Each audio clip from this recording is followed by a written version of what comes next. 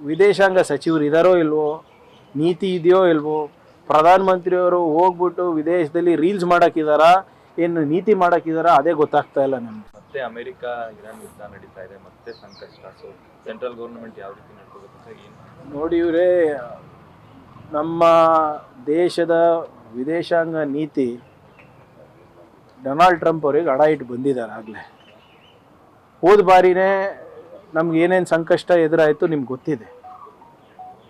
Zero preparedness ಇತ್ತು ನಮ್ಮ ದೇಶದಲ್ಲಿ.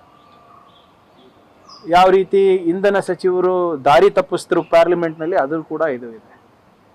$100 ಪರ್ ಬ್ಯಾರಲ್ ಇದ್ದಾಗ ಬೆಲೆ ಏರಿಕೆ ಮಾಡಿದ್ರು, ಅದು $40 ಇಳಿದಾಗ ಬೆಲೆ ಇಳಿಸಿಲ್ಲ.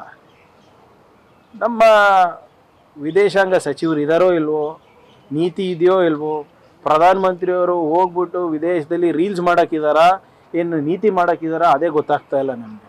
ಹೇಳಿ, ಇಷ್ಟೊಂದು ದೇಶ ತಿರುಗಾಡಿದಾರೆ ಅಂತ ಹೇಳ್ತಾರಲ್ಲ, ಇಷ್ಟೊಂದು ಅವರಿಗೆ ಮೆಡಲ್ ಸಿಕ್ಕಿದೆ ಅಂತ ಹೇಳ್ತಾರಲ್ಲ, ಎಲ್ಲ ಉನ್ನತ ಸ್ಥಾನಮಾನ ಅಥವಾ ಪದವಿಗಳು ಏನು ಅಲ್ಲಿದೆ, ಅವರಿಗೆ ಮೆಡಲ್ ಸಿಗಬೇಕಾಗಿದೆ, ಎಲ್ಲನೂ ಕೊಟ್ಟಿದ್ದಾರೆ ಎಲ್ಲ ದೇಶದವರು.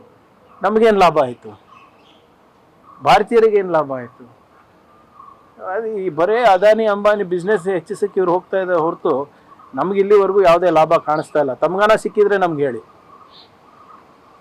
ಅದರಿಂದ ಇದೇನು ನಮಗೇನು ಎಕ್ಸ್ಪೆಕ್ಟೇಷನ್ ಅಂತೂ ಮತ್ತೆ ಅಮೆರಿಕ ಇರಾನ್ ಯುದ್ಧ ನಡೀತಾ ಇದೆ, ಮತ್ತೆ ಸಂಕಷ್ಟ. ಸೊ ಸೆಂಟ್ರಲ್ ಗೌರ್ಮೆಂಟ್ ಯಾವ ರೀತಿ ನಡ್ಕೋಬೇಕು ಅಂತ ಏನು ನೋಡಿ ಇವರೇ, ನಮ್ಮ ದೇಶದ ವಿದೇಶಾಂಗ ನೀತಿ ಡೊನಾಲ್ಡ್ ಟ್ರಂಪ್ ಅವರಿಗೆ ಅಡ ಇಟ್ಟು ಬಂದಿದ್ದಾರೆ ಆಗಲೇ. ಹೋದ ಬಾರಿನೇ ನಮ್ಗೆ ಏನೇನು ಸಂಕಷ್ಟ ಎದುರಾಯಿತು ನಿಮ್ಗೆ ಗೊತ್ತಿದೆ. ಝೀರೋ ಪ್ರಿಪೇರ್ಡ್ನೆಸ್ ಇತ್ತು ನಮ್ಮ ದೇಶದಲ್ಲಿ. ಯಾವ ರೀತಿ ಇಂಧನ ಸಚಿವರು ದಾರಿ ತಪ್ಪಿಸಿದ್ರು ಪಾರ್ಲಿಮೆಂಟ್ನಲ್ಲಿ, ಅದು ಕೂಡ ಇದು ಇದೆ. $100 ಪರ್ ಬ್ಯಾರಲ್ ಇದ್ದಾಗ ಬೆಲೆ ಏರಿಕೆ ಮಾಡಿದ್ರು, ಅದು $40 ಇಳಿದಾಗ ಬೆಲೆ ಇಳಿಸಿಲ್ಲ. ನಮ್ಮ ವಿದೇಶಾಂಗ ಸಚಿವರು ಇದ್ದಾರೋ ಇಲ್ವೋ, ನೀತಿ ಇದೆಯೋ ಇಲ್ವೋ, ಪ್ರಧಾನಮಂತ್ರಿಯವರು ಹೋಗ್ಬಿಟ್ಟು ವಿದೇಶದಲ್ಲಿ ರೀಲ್ಸ್ ಮಾಡೋಕ್ಕಿದ್ದಾರಾ, ಏನು ನೀತಿ ಮಾಡೋಕ್ಕಿದ್ದಾರಾ, ಅದೇ ಗೊತ್ತಾಗ್ತಾ ಇಲ್ಲ ನಮಗೆ.